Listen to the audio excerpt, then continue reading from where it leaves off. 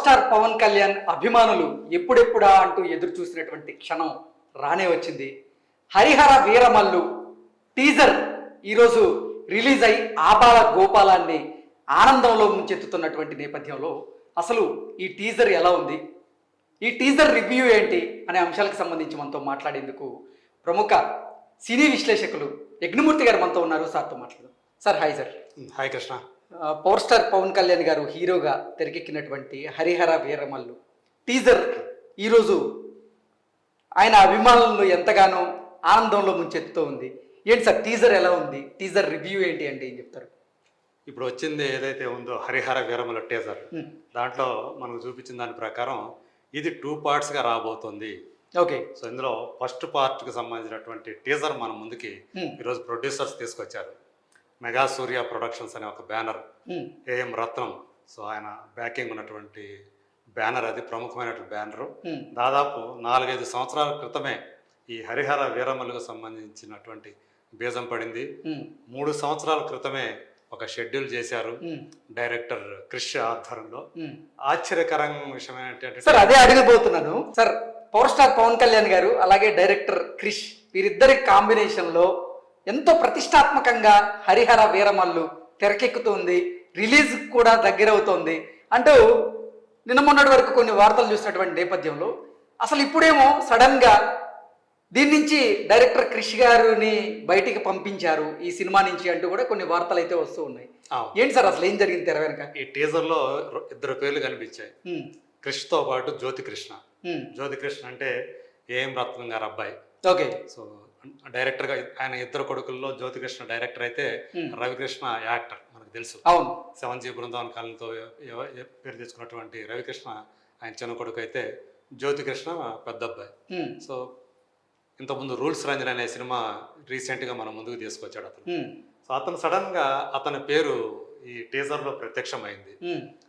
So మనకు అందిన సమాచారం ప్రకారం ఇప్పుడు అతను డైరెక్టర్గా ఈ సినిమాని టేక్ ఓవర్ చేస్తున్నాడు అనే వార్తలు అయితే మనకి ఇప్పుడు వినిపిస్తూ ఉన్నాయి. మరి క్రిష్ గారి పరిస్థితి ఏంటి? అది ఎందుకు జరిగింది, ఏమిటి అనే విషయాలు ఇంకా మనకు వెల్లడి కావాల్సి ఉంది. అఫీషియల్గా వాళ్ళు ఇంతవరకు ఎలాంటి ప్రకటన చేయలేదు. ఓకే. సో 2 డైరెక్టర్లు వర్క్ చేయడం అనేది, క్రిష్ లాంటి ఒక మేధావి అయినటువంటి డైరెక్టరు ఇంకొక డైరెక్టర్ని తనతో పాటు పనిచేయడాన్ని ఎట్ల పరిస్థితుల్లో యాక్సెప్ట్ చేయడు. సో జ్యోతి కృష్ణ అనే పేరు రావటం అంటే ఖచ్చితంగా తను ప్రాజెక్ట్ నుంచి తప్పుకున్నాడా క్రిష్, లేదా ప్రొడ్యూసర్లే ఆయన తప్పించి జ్యోతి కృష్ణ తీసుకొచ్చారా?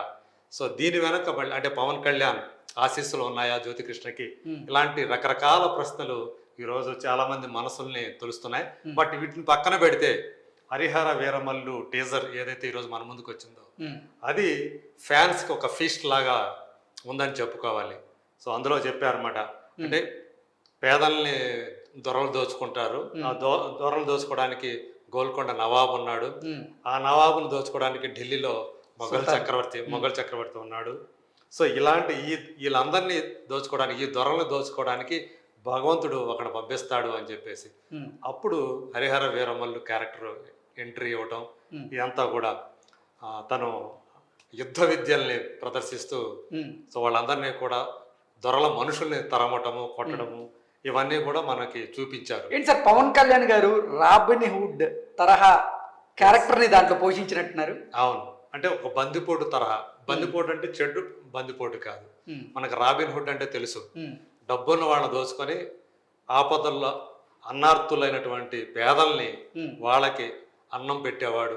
సార్ చారిత్రక ఆనవాళ్లతోనే ఈ సినిమాని రూపొందించబోతున్నారు అంటూ కొన్ని వార్తలు వచ్చినటువంటి నేపథ్యంలో టీజర్లో రిలీజ్ చేసినటువంటి కొన్ని సన్నివేశాలు కూడా దానికి ఆద్యం పోసేలాగే ఉన్నాయి. ఏంటి సార్, అలాగే ఎంఎం కీరవాణి గారు ఈ సినిమాకి మ్యూజిక్ అందజేస్తూ ఉన్నారు, అలాగే బ్యాక్గ్రౌండ్ మ్యూజిక్ కూడా ఆయన ఇస్తున్నటువంటి నేపథ్యంలో రిలీజ్ అయినటువంటి ఈ టీజర్లో కూడా బ్యాక్గ్రౌండ్ మ్యూజిక్ అద్దిరిపోయింది అంటున్నారు, కొన్ని కమెంట్స్ కూడా వస్తున్నాయి. దాని మీద మీ అభిప్రాయం? నిజంగానే అంటే కీరవాణి మ్యూజిక్ మనకు చెప్పాల్సిన పని లేదు. ఇవాళ దేశం గర్వించదగ్గ మ్యూజిక్ డైరెక్టర్ ఆయన ఒకడు. ఆస్కార్ అవార్డు తీసుకున్నటువంటి మొట్టమొదటి తెలుగు సంగీత దర్శకుడు. ఏఆర్ రెహమాన్ తర్వాత ఆస్కార్ అందుకున్నటువంటి 2వ భారతీయ సంగీత దర్శకుడు. సో అలాంటి కీరవాణి సంగీత సారథ్యంలో వస్తున్నటువంటి ఈ సినిమా, అలాగే విజువల్గా కూడా విజువల్ ఫీస్ట్గా ఉందని చెప్పుకోవాలి.